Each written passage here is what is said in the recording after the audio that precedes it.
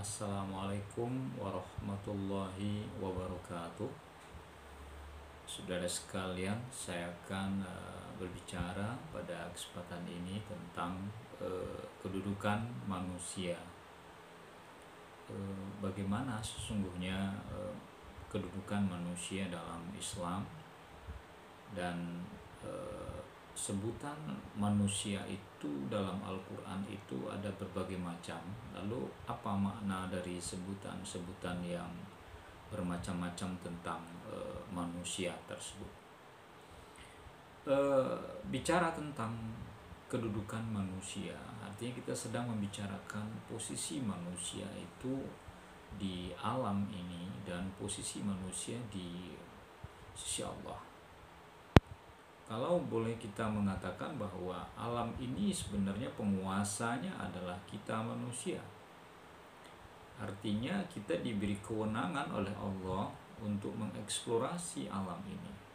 Tentu saja kekuasaan yang Allah berikan kepada kita itu adalah kita mengelola, menjadikan alam ini bermanfaat untuk nilai-nilai kemanusiaan dan menambah keimanan kita kepada Allah yang sudah memberikan begitu banyak kita kenikmatan pada semesta ini. Lalu sebelum kita membahas lebih jauh kedudukan manusia, saya akan menjelaskan dulu manusia itu sesungguhnya apa. Kalau kita tengok di Kamus Besar Bahasa Indonesia, maka di situ disebutkan bahwa manusia itu adalah makhluk yang berbudi atau berakal budi.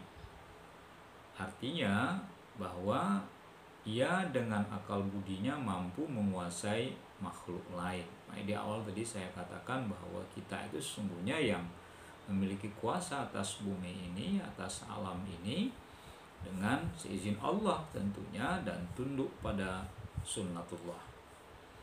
Jadi kita dibedakan dengan makhluk lain karena kita memiliki akal budi. Menurut antropologi, hakikat manusia itu bila diselidiki bisa melalui 3 langkah.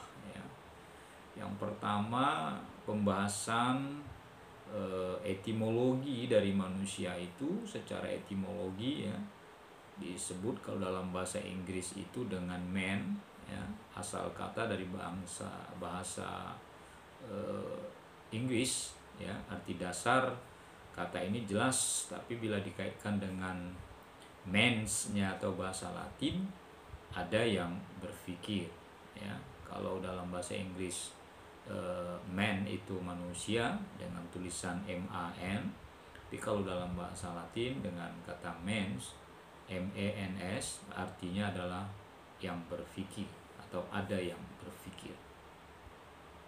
Kalau kita selidiki dari sini, maka 2 akar kata Latin dan Inggris ini memiliki makna yang bisa dipahami sebagai manusia dengan man, dan sebagai yang berpikir mens.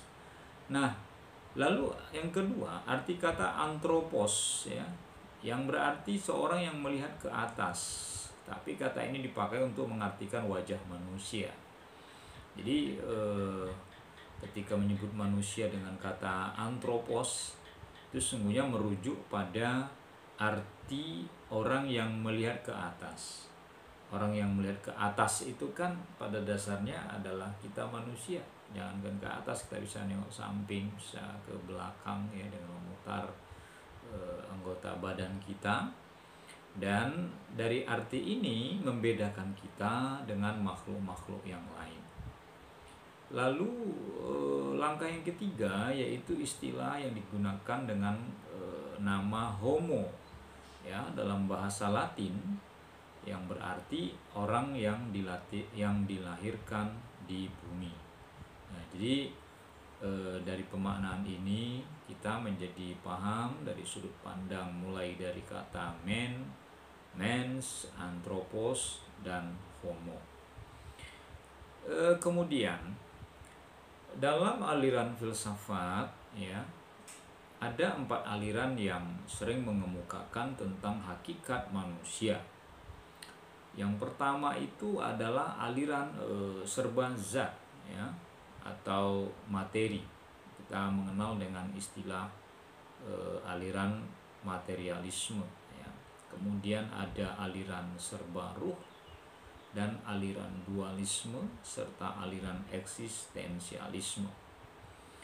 Kita lihat satu persatu. Aliran zat atau materi mengatakan bahwa materi itu adalah hakikat dari segala sesuatu. Di alam ini adalah zat atau materi, dan manusia menurut aliran ini adalah unsur dari alam. Maka dapat disimpulkan bahwa manusia adalah zat dan materi. Kemudian aliran serba ruh berpandangan bahwa ruh adalah segala hakikat sesuatu di dunia ini. Ruh adalah sesuatu yang tidak menempati ruang, tidak dapat disentuh atau dilihat dari panca indera. Misalnya seorang pria atau wanita yang kita cintai, kita tak mau berpisah dengannya, tapi kalau ruh dari pria atau wanita tadi tidak ada pada badannya, maka kita mau tidak mau harus melepaskannya. Cantikan, ketampanan seseorang, ya, yang dimiliki baik laki atau perempuan itu, maka tidak akan berarti sama sekali bila tidak ada ruh. Sehingga aliran ini berpandangan bahwa hakikat segala sesuatu termasuk manusia kita ada itu karena ada ruh pada badan kita. Lalu yang ketiga, aliran dualisme. Aliran ini mengatakan bahwa manusia pada hakikatnya terdiri dari 2 substansi, yaitu jasmani dan rohani, badan dan ruh. Nah, masing-masing substansi merupakan unsur asal yang adanya tidak bergantung satu sama lainnya. Nah, ini aliran dualisme atau dualism, ya, di dalam dunia filsafat. Yang ketiga yaitu aliran eksistensialisme, di mana aliran filsafat modern ini memandang bahwa hakikat manusia merupakan eksistensi perwujudan sesungguhnya dari manusia. Jadi inti hakikat manusia adalah apa yang menguasai manusia secara menyeluruh. Dan keberadaan manusia, kita sebagai manusia atau eksistensi kita sebagai manusia, itu merupakan hakikat dari perwujudan dari manusia. Seandainya kita tidak punya eksistensi sebagai manusia, maka hakikat kemanusiaan kita akan dinilai tidak ada. Ini kalau kita lihat dari perspektif filsafat. Lalu bagaimana Al-Quran melihat istilah manusia itu seperti apa, ya, dan digunakan dalam terminologi seperti apa? Dalam Al-Quran ada beberapa kata yang dipakai untuk menyebut manusia. Namun setiap kata yang digunakan tersebut memiliki makna dan maksud yang berbeda satu sama lainnya. Coba kita lihat satu persatu. Misalnya ada sebutan dalam Al-Quran itu dengan An-Nas, ya, manusia disebut dengan An-Nas, ya.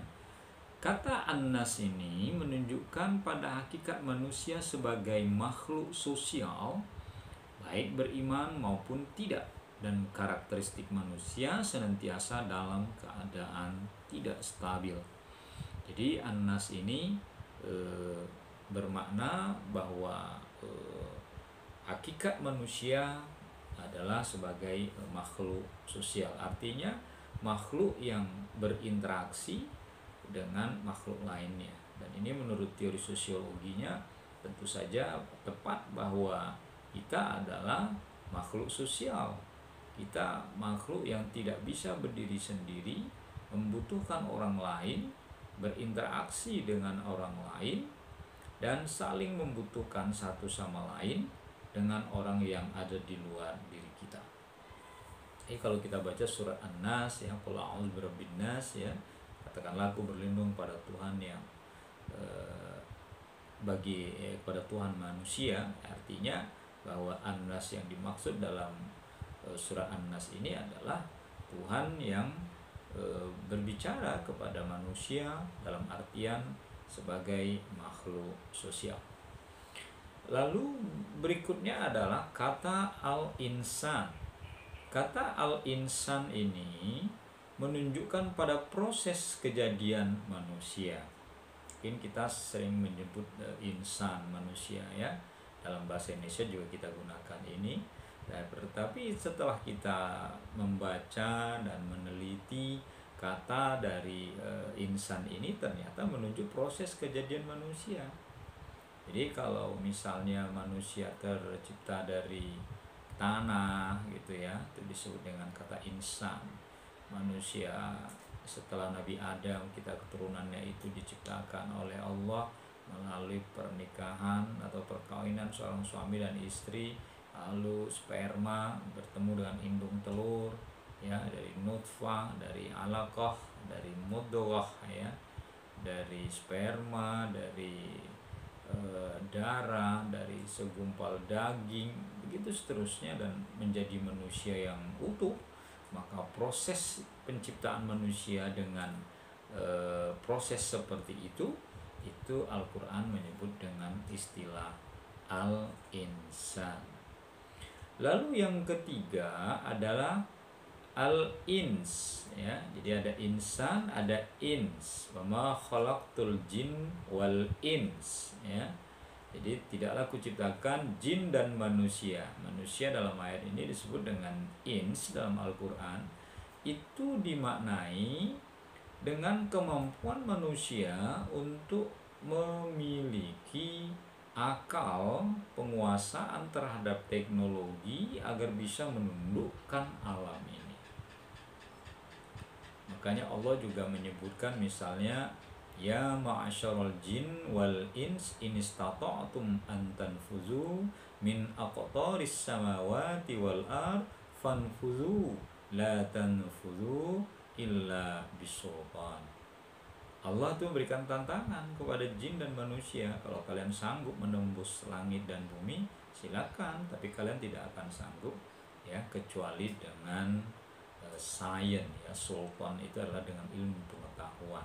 Nah, jadi arti kata ins ya, mulai pahami saat ini adalah kemampuan manusia untuk mengeksplorasi, menguasai, menundukkan alam ini. Lalu berikutnya kata unasi ya. Jadi ada unas ya. Akar katanya sama sebenarnya dengan insan, dengan ins ya, tapi ini unas. Kata ini dalam Al-Quran digunakan untuk menjelaskan pengetahuan manusia tentang air ya. Jadi ketika kita bicara tentang manusia dan kehidupannya, dan kita tahu juga air itu adalah sumber kehidupannya bagi manusia, sumber kehidupan kita, karena kita kalau tidak ada air maka kita tidak bisa hidup.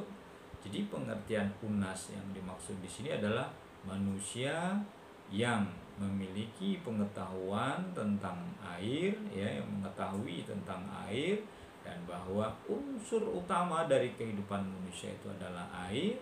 Bahkan tubuh kita manusia ini juga lebih banyak unsur airnya. Nah, untuk penjelasan seperti itu Al-Quran memakai istilah unas. Lalu yang kelima, al-bashar. Manusia dalam pengertian ini dalam Al-Quran dengan al-bashar ini bermakna permukaan kulit kepala, wajah, dan tubuh yang menjadi tempat tumbuhnya rambut. Kata bashar mengacu pada manusia dari aspek biologis ya. Jadi bicara tentang bentuk tubuh kita, atau muka kita makhluk yang berjalan gitu.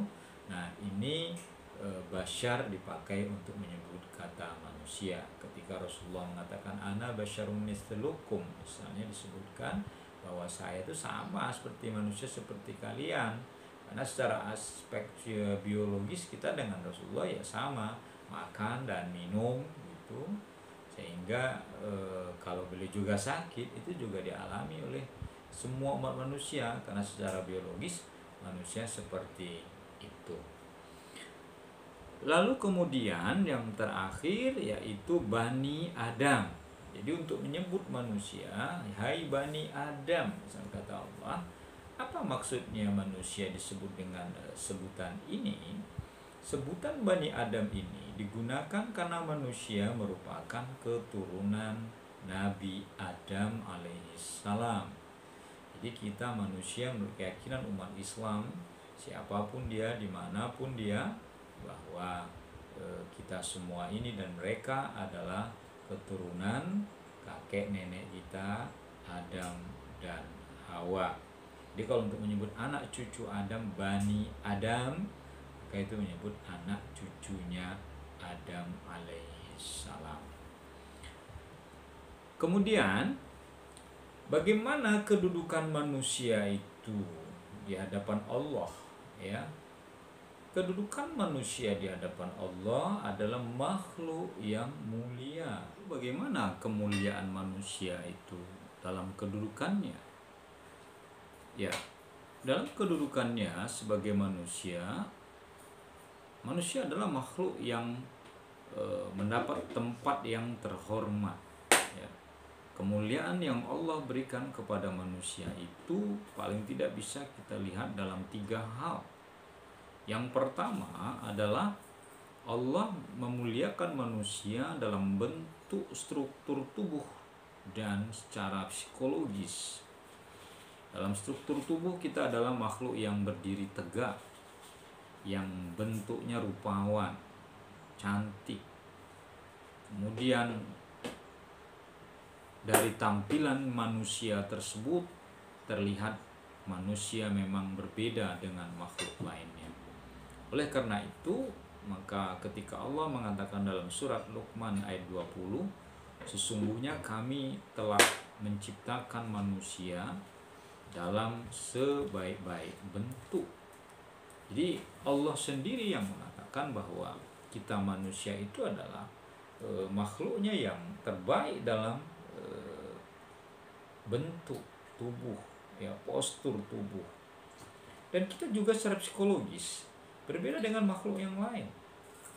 Kita bisa mengekspresikan bahagia, kita bisa mengekspresikan sedih, kita bisa mengekspresikan kita berada dalam tekanan, bahkan kita bisa menunjukkan kita lagi bersimpati, lagi berempati.